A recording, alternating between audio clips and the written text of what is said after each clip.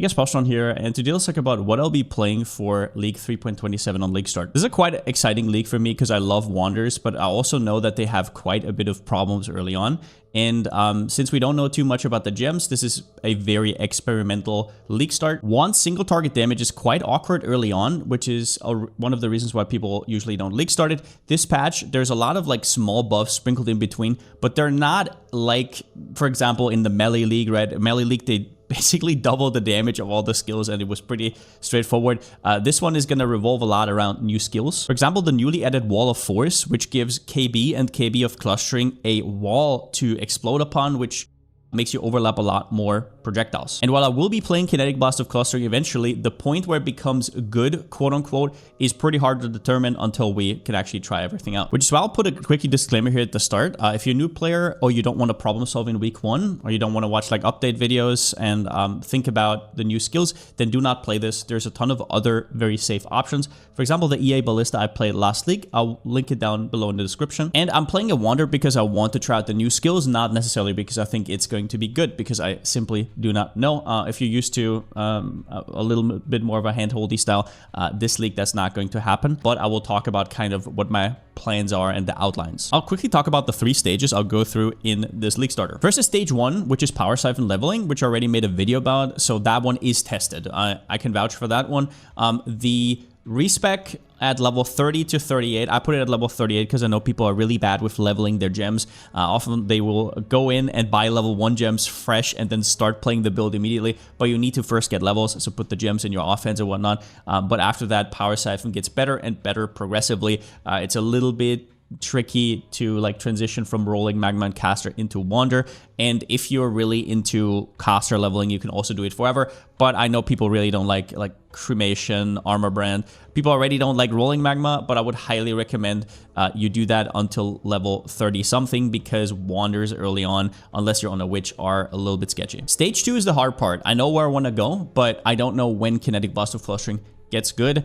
So I made a blank template right here. Now this POB is mostly just the greatest hits of mana stacking hero. I have a blank wand template 1 here as well. This is right after campaign, and a lot of that is going to depend on whether we're gonna be, I don't know, Power Siphon of Archmage, whether we're gonna be, I don't know, Kinetic Rain of Impact.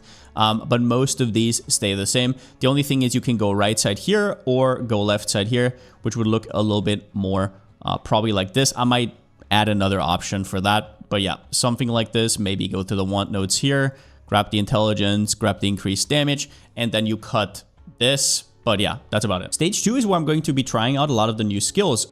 Thankfully, they removed Kinetic Rain from the game before it even started. If you look at this cute little 25 up here, the anomaly on the bottom, if you're wondering, is looks clunky as hell, so most of the damage is up top. However, they still let us play with the transfigured version, so now you just have to do some laps to be able to play the skill. This one looks decent. I don't think it's going to be crazy or anything, but do note that this one can actually be put on ballistas. Wink, wink. Kinetic Fusillade looks a little bit clunky, but after looking at the gem info, it actually has +3 chains. And the damage numbers don't look that bad, so maybe I'm even gonna try it during campaign. Somatic Shell looks clunky as hell, but maybe you can proc it with like a Spell Slinger. Who knows? I'm a little bit skeptical in it. It's one of those that you can't really judge just by looking at it. And Wall of Force, honestly, maybe KB of Clustering is good early on. Who knows? You actually can have up to 17 projectiles collide with it.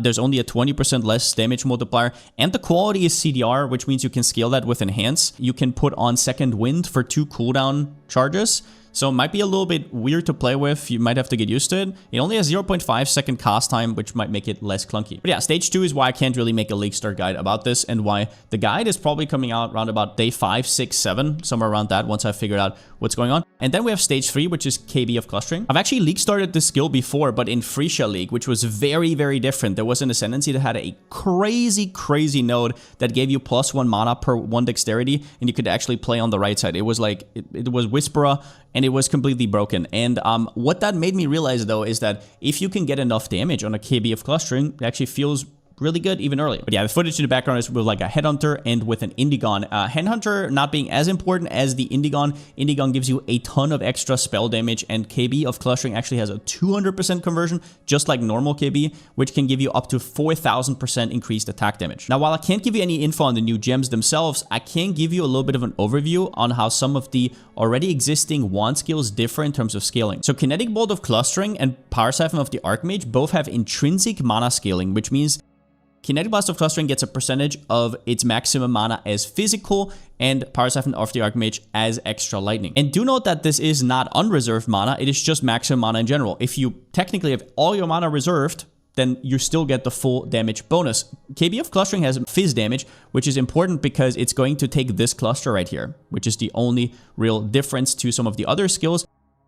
Do note that you still don't really want to reserve your mana on the hero because you want to go Mind over Matter together with the Divine Guidance to give you a little bit of early game survivability. And reserving mana also means that the buff from our King Cloak is going to get lower and lower because it depends on how much it consumes of your mana. And if you have all of it reserved, then it can't consume the mana. Now, one of the biggest downsides of KB of Clustering is that it needs a Tornado Spellslinger setup. If you don't know how Kinetic Blast of Clustering works, I made a whole video about it just recently. Definitely check that out. You do not want to play the skill before you know how it works with Fork and returning projectiles. But having to use Tornado and Spellslinger means you actually can't use Eternal Blessing. So on that build, you would really like to have a Purity of Elements, or early on maybe a Wrath. But Purity of Elements means that you really want to get your Brine King early on, because when it comes to mana stackers, ailments are a huge issue, because the ailment threshold still depends on your HP. So if you have low HP, for example, in mid-game, you're going to have like 3 to 3.5k HP and like 6k mana. That 6k mana makes you tanky, but it doesn't make you like absorb less ailments, which is okay for Shock and okay for Ignite. You can mostly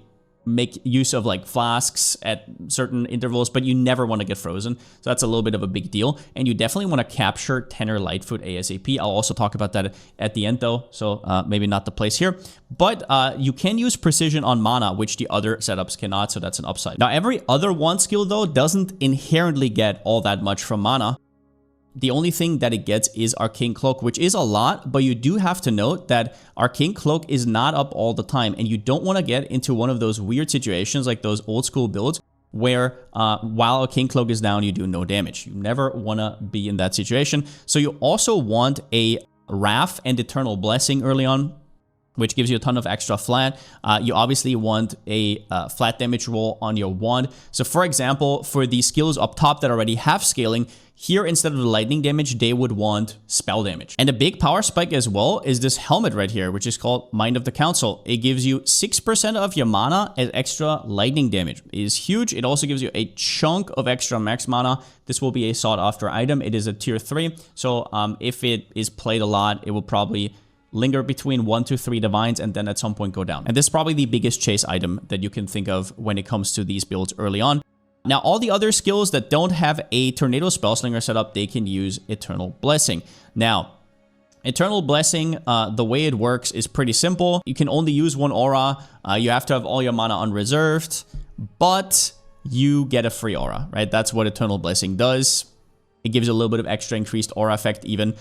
Early on, you want to use Wrath, and later on, you probably want to use Purity of Elements. However, this means that you have to put your Precision on Arrogance. You cannot really just not run Precision because of how you're set up. The only accuracy you get early on is Precision from the passive tree right here. The Wand Mastery that gives you like 200, 300, and then until you path down here to Depth Perception, plus the Mastery for 500 accuracy, there's not all that much. You'll have to get it from gear, which you won't have early. Since single target damage is hard to come by on Wanders early on, you really want that 4-link Ballista setup, which is Ballista Totem, Lightning Pen, LA damage with attacks. And the skill that you're going to use is either Power Siphon of the Archmage or one of the new ones. Hard to say.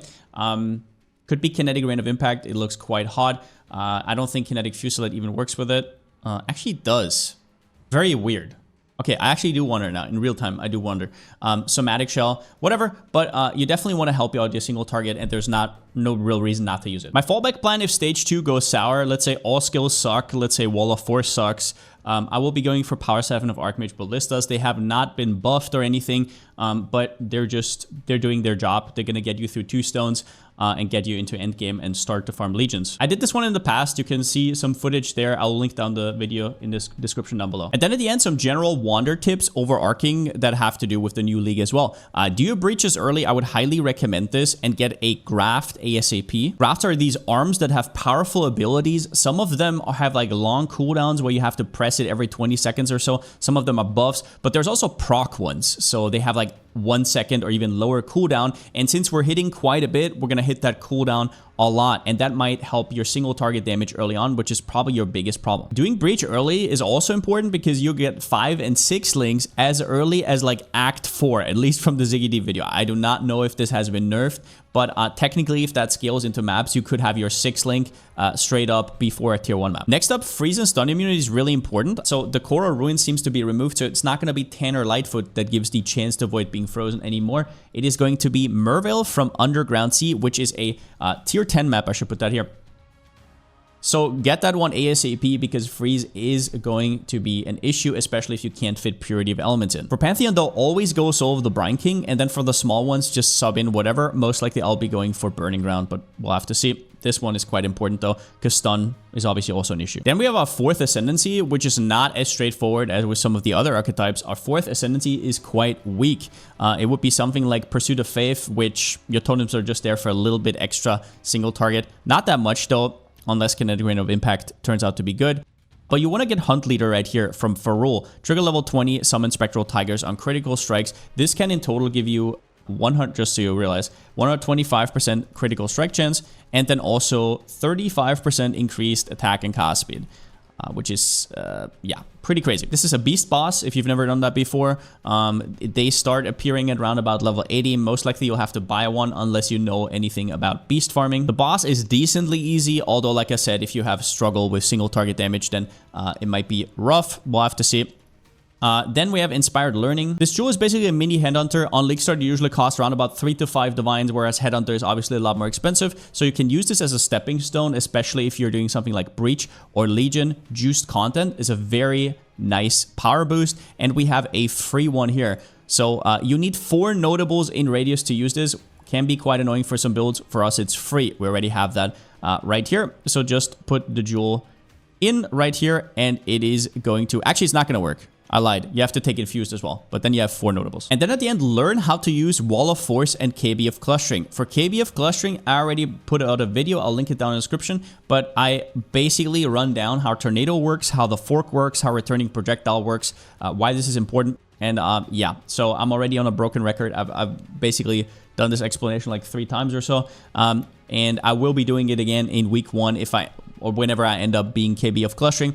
The other question mark is Wall of Force. And this one we'll have to wait and see, but you better believe I'll be testing it ASAP. Overall though, this will be a very experimental league start, and if you're not willing to suffer, then I don't want you here. But in all seriousness though, playing EA Ballista again last league that I have already played, sure the golems got reworked. It kind of burnt me out a little. It was so easy. It was so painting by numbers. Killing that Feared with a 1C bow. I really want to go back to exploring a little bit more. But yeah, if you want to play Wanderers, but you don't want to take that risk, definitely just come back day 5 or day 6. I will be making daily update videos, kind of my progression and how the new skills are going. Wands are not going anywhere, so you can also try that out later. If you want to follow me along, I will be streaming over on twitch.tv/Palsteron. I will also be streaming on YouTube soon. I still haven't set it up. I'll need a second PC for that. And all the POBs are down below in the description in the doc. I'll put it all in there. And yeah, whatever you end up playing, hope you guys have a great league start. And... because I still don't have a slogan. See you next time.